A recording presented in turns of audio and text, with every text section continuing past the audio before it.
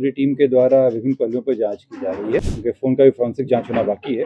शुरुआती दौर में जो सर मामला आया था कुछ और, फिर उसके बाद पोस्टमार्टम रिपोर्ट में जो सेक्सुअल असॉल्ट्स की बातें आई, तो उसको लेकर इस मामले को सीआईडी भी जांच कर रहे हैं क्या सर? आज एडीजी सीआईडी पारसनाथ तक पहुंचे। प्राइवेट डॉक्टर्स की प्राइवेट हॉस्पिटल में डॉक्टर्स की भूमिका कुछ संदिग्ध नजर आई है क्या?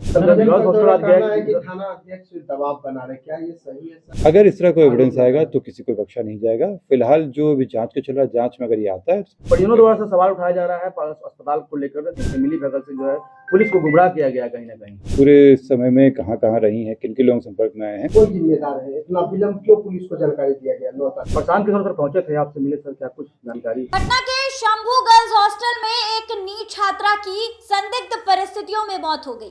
उसके बाद से परिवार वाले लगातार पुलिस प्रशासन पर और अस्पताल पर गंभीर आरोप लगा रहे थे। नमस्कार, आप देख रहे हैं देशवा न्यूज और मैं हूं आपके साथ अंजलि। ये खबर जो है वो आग की तरह फैल रही है, जहां पर पहले पप्पू यादव, उसके बाद प्रशांत किशोर कल परिवार वालों से मिलने के लिए पहुंचे थे और थोड़ी देर पहले प्रशांत किशोर एसएसपी कार्यालय भी पहुंचे थे। अब बता दें कि 16 जनवरी को जिस तरीके से इस घटना को बताया जा रहा था, 16 जनवरी को पोस्टमार्टम रिपोर्ट आने के बाद ये साफ हो गया कि लड़की के साथ फिजिकल असॉल्ट हुआ है। इसके साथ ही उस लड़की के शरीर पर 12 जगह स्क्रैचेस के निशान थे, जिसके बाद ये साफ हो गया कि परिवार वाले जो दावा कर रहे थे वो सही है। बता दें कि ये मामला जो है अब तुक पकड़ चुका है, जहां पर एसएसपी ने यानी पटना एसएसपी ने आज प्रेस कॉन्फ्रेंस का आयोजन किया और इस मामले को लेकर बड़े बड़े खुलासे किए। पटना एसएसपी इस मुद्दे पर क्या कुछ कहते हुए नजर आ रहे हैं, आप इसको सुनिए। आप लोग अवगत हैं कि इसमें आईजी साहब के निर्देशन में एक एसआईटी गठन किया गया है और उस पूरी टीम के द्वारा विभिन्न पहलुओं पर जांच की जा रही है। अभी जांच का दायरा चूंकि काफ़ी बढ़ चुका है और इसमें कई जगहों से रिपोर्ट, फॉरेंसिक का भी रिपोर्ट आना बाकी है। उनके अलावा उनका जो फ़ोन डिटेल्स वगैरह था उसका भी, उनके फ़ोन का भी फॉरेंसिक जाँच होना बाकी है। अभी इन सभी पहलुओं पर जब रिपोर्ट आएगा उस हिसाब से फिर आगे अनुसंधान को बढ़ाया जाएगा। लेकिन शुरुआती दौर में जो सर मामला आया था कुछ और, फिर उसके बाद पोस्टमार्टम रिपोर्ट में जो सेक्सुअल असॉल्ट्स की बातें आई, तो उसको लेकर जो अवेलेबल जैसे इस तरह से इन्फॉर्मेशन आ रहा है और जिस तरह से एविडेंस आएगा उस हिसाब से ये जांच किया जाएगा। एविडेंस के बेसिस पे ही आगे तक कार्रवाई की जाएगी। इस मामले को सीआईडी भी जांच कर रहे हैं क्या सर? आज एडीजी सीआईडी पारसनाथ तक पहुंचे।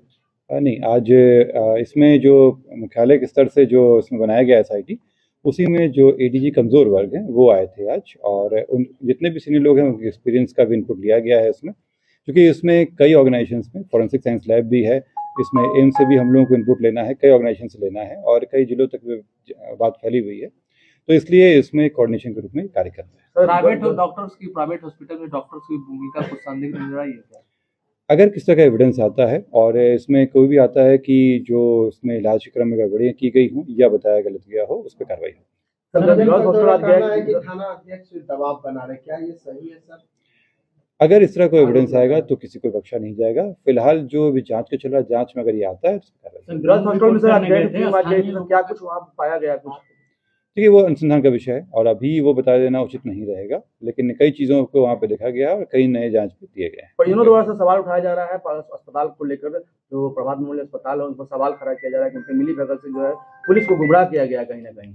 इसमें जो हम लोग, जैसे मैं बताया आप लोगों को कि कई चीज़ों को अभी और जांच होना बाकी है और इसमें फॉरेंसिक साइंस का जो रिपोर्ट आना है वो बाकी है। जिनके कमरे, मैं पूरी बात कर लेता हूँ, जो इस कमरे से सामान जो उन लोगों को लिया गया है उसका, इसके अतिरिक्त जो उनका फ़ोन बरामद हुआ था उसका फॉरेंसिक एनालिसिस बाकी है। इसके अतिरिक्त वो इस पूरे समय में कहाँ कहाँ रही हैं, किन किन लोगों के संपर्क में आए हैं, इन सब चीज़ों पे अभी जांच होना बाकी है, उस पर काम चल रहा है और जैसे ही उसमें कोई बात आएंगी आप लोग शेयर किया जाएगा। गर्ल्स हॉस्टल के आसपास के लोगों से जब बातचीत की गई तो बता रहे हैं कि उस हॉस्टल पर पहले से भी शिकायत है।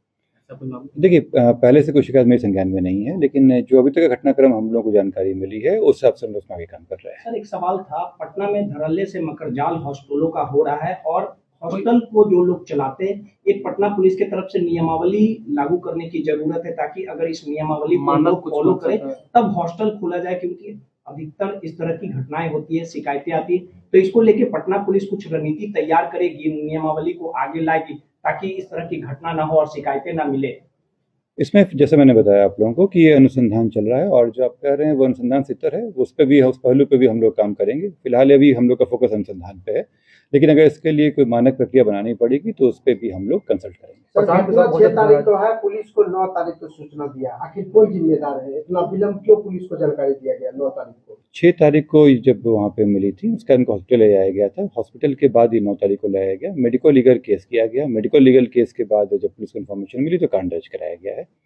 और जिसमें अगर डिले की बात है तो इसमें जिसकी भी सहभागिता होगी वो उस पर कार्रवाई होगी। प्रशांत किशोर सर पहुंचे थे, आपसे मिले सर, क्या कुछ जानकारी? वो अपनी बातें रखे और उनकी बातों को हमने नोट किया है और इसमें अनुसंधान को आवश्यक होगा तो उस चीज़ को हम इंक्लूड करेंगे। तो आपने सुना कि एसएसपी का क्या कुछ कहना है। आज थोड़ी देर पहले प्रशांत किशोर एसएसपी कार्यालय भी पहुंचे थे और बता दें कि एसआईटी का गठन किया गया है और अब ये मामला जो है इस मामले पर गहराई से जांच पड़ताल की जाएगी। सुबह की तस्वीरें अगर आपको बताएं तो आईजी डीआईजी आज अस्पताल पहुंचे थे, इसके साथ ही हॉस्टल में भी पहुंचे थे। हॉस्टल में पहुंचकर उन लोगों ने अपनी जांच पड़ताल अपने एंगल से की, लड़की के बारे में जानने का प्रयास किया और लगातार परिवार वाले जो है प्रशासन से न्याय की गुहार कर रहे हैं। फिलहाल बता दें कि इस खबर पे आपकी क्या कुछ राय है, हमें कमेंट के माध्यम से जरूर साझा करें और ऐसी तमाम खबरों के लिए हमारे साथ बने रहिए देशवा न्यूज।